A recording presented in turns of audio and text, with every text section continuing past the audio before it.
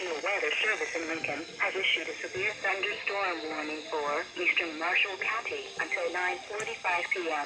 At 9:07 p.m., a severe thunderstorm was located near Hennepin, moving southeast at 40 miles an hour. Expected hazards include 70 miles per hour wind gusts. This is a radar-indicated threat.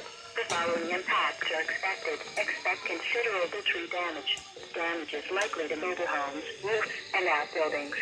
Locations impacted include Henry, Toluca, Winona, Burna, Larrows, Pattonsburg, Marshall, Putnam County Fairgrounds, and Lake Wildwood. This includes Interstate 39 between mile markers 30 and 40.